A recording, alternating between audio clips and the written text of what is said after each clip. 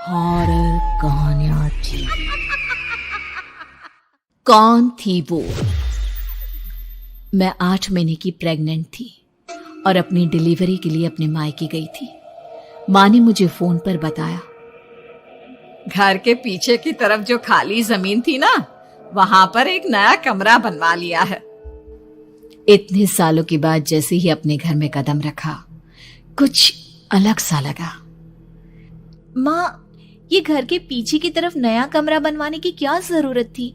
अरे बेटा, घर के पीछे दूर दूर तक खाली जमीन है। तेरे पापा को कई दिनों से लग रहा था कि यहाँ पर एक कमरा बनवा लेंगे तो ताजा हवा मिल जाया करेगी।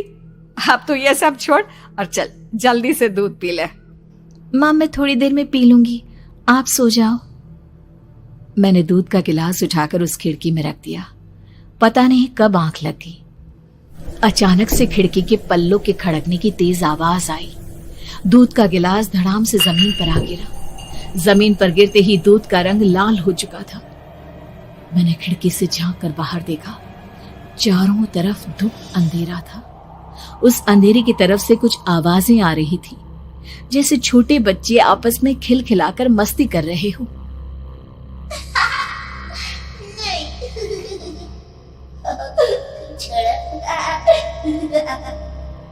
इतनी रात को इतने घनघोर अंधेरे में बच्चों की आवाज कैसे आ रही है? घड़ी में वक्त देखा तो ठीक 12 बजे थे। देखकर मैं सन्न रह गई। बुरी आत्माओं और भूतों की कई कहानियां मैं सुन चुकी थी। वक्त भी कुछ ऐसा ही था। ऊपर से मैं प्रेग्नेंट। सुना था कि ऐसे वक्त में अक्सर बुरी आत्माएं औरतों का पीछा करती है, तो क्या मेरे पीछे भी? पसीने से तरबतर बड़ी मुश्किल से, जैसे कांपते हाथों से मैंने उस खिड़की को बंद किया।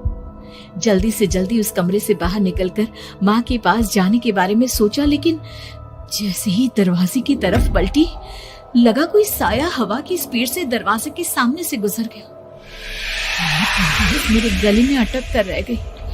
मैं जोर से चीख कर माँ को बुलाना चाहती थी, लेकिन वो आवाज खुद मेरे कानों तक नहीं पहुंच पा रही थी। तो माँ तक कैसे पहुंचती?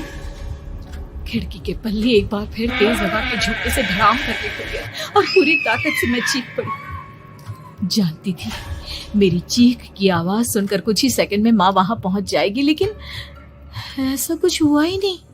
मेरा कलेजा डर के मारे फटा जा रहा था। आखिर माँ ने मेरी आवाज क्यों नहीं सुनी? इतनी गहरी नींद में तो माँ कभी नहीं सोती। ठीक पीछे खुली हुई वो खिड़की। मुझ में इतनी ताकत नहीं बची थी कि मैं पलटकर उस तरफ देख भी सकूं।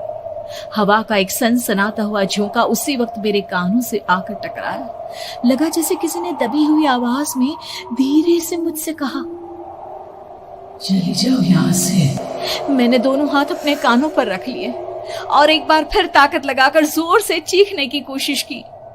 माँ! पापा! मेरी आवाज उस कमरे की दीवारों से टकराकर वापस मुझे ही सुनाई दे रही थी। जितनी ताकत के साथ मैंने चीखने की कोशिश की थी, कुछ ही देर बाद उससे कहीं ज्यादा तेज और दर्दनाक चीख मुझे सुनाई देने लगी।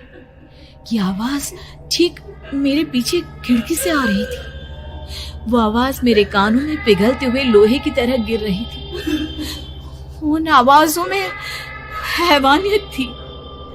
वो आवाजें किसी इंसान की नहीं है, इतना मैं समझ चुकी थी। कांप रहे हाथों से मैंने अंधेरे में कुछ ढूंढने की कोशिश की।